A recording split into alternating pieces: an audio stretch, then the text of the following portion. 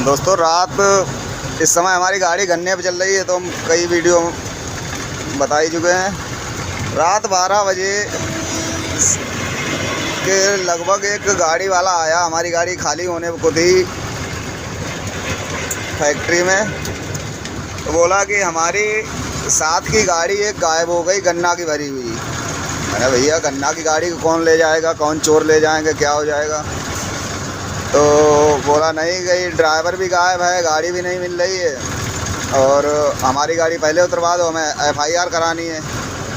तो भैया हमें उसकी तो बात सच दिखाई नहीं दी, तो हम तो वहाँ से आए निकल। वहाँ मतलब हमने अपनी गाड़ी लगा दी, हमारी खाली हो गई होने लगी। उसके बाद में पता चलता कि रामगंगा का पुल सामने दिख रहा है, क्रेनें खड़ी हैं कि यहाँ से कोई गाड़ी रामगंगा नदी में गिर गई।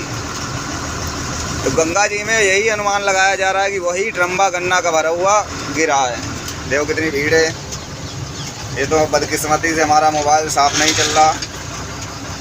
और गन्ने की भरी हुई गाड़ी यहाँ क्यों गिरी? क्योंकि यहाँ पुल में एक गड्ढा हो गया था बीच में। तो जब तक कोई दुर्घटना ना हो जाए तब तक कोई शासन या प्रशासन कोई भी कुछ सुनता नहीं है। अब उसमें ड्राइवर या कंडक्टर जितने भी व्यक्ति होंगे उनकी जान भी गई, और नुकसान भी कितना बड़ा भयंकर हादसा भी होगा। एक गड्ढा हो गया तो पुल में लगभग जिसकी चौड़ाई रही होती 1.5 फीट और लंबाई थी 2.5 से 3 फीट। तो उस गड्ढे की वजह से कितना बड़ा नुकसान झेलना पड़ेगा ट्रक वाले को, जबकि रोड टैक्स, टोल टैक्स और दुनिया के तमाम तरीके के टैक्स गाड़ी वाला देता है। उसके बाद में उसी से सारा सिस्टम चलता है, फिर भी कोई भी उसे सही कराने को तैयार नहीं देगी। यहीं से रेलिंग देखो टूटी हुई है और यहीं पे एक गड्ढा भी है। तो डिसबैलेंस होकर गाड़ी यहाँ से गंगा नदी में गिरी है, ये रेलिंग टूटी हुई है। यहाँ से गाड़ी गिरी होगी तो कौन बचेगा उसमें, बताइए।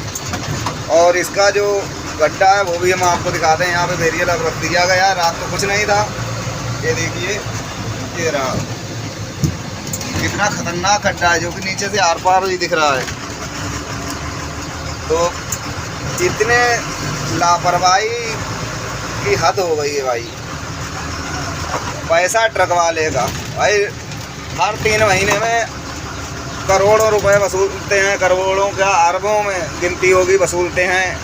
RTO ऑफिस के द्वारा, फिर चालान के द्वारा, फिर बीमा पे GST लगा के, फिटनेस में, हर तरीके से तरह तरह के तरीके से वसूलते हैं, लेकिन फिर भी कोई सुविधा नहीं। अभी इसका जिम्मेदार कौन होगा? क्या ये पुल जिसके निगरानी में है, जो जिसके मतलब इसका रिपेयरिंग का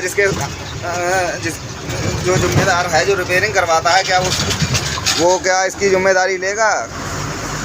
नहीं लेगा ना, क्योंकि ये भ्रष्टाचार हिंदुस्तान का कभी ख़त्म होने वाला नहीं है। चाहे कितना भी प्रयास कर लें, चाहे नितिन गडकरी जी हों, चाहे मोदी जी हों, चाहे योगी जी हों, कोई सुधार नहीं सकता है इन हरामखोर भ्रष्टाचारियों को। तो भाई बड़ा देखभाल के चलें, क्योंकि रोड पे पता नहीं कि कौन सी सड़क सीधे पाताल लोक जाती हो और आपको स्वर्ग लोक का रास्ता दिखा दे। स्वर्ग लोक नरक लोक वो तो कोई बात नहीं, लेकिन भाई जहाँ भी चलें रोड पर बस इतनी गाड़ी चलाएं जो कि क्लियर कंट्रोल में रहे। लेकिन ये तो इतना खतरनाक तो है, जहाँ पे ज्वाइंट होता है वहाँ से गड्ढा जो हुआ है कि वो तो वहाँ पे जाने से मात्र जब गाड़ी उसमें कूद जाती है उसके बाद ही दिखाई देता है। ये एक देखो, ये सामने दिख रहा है, वो भी है भैया।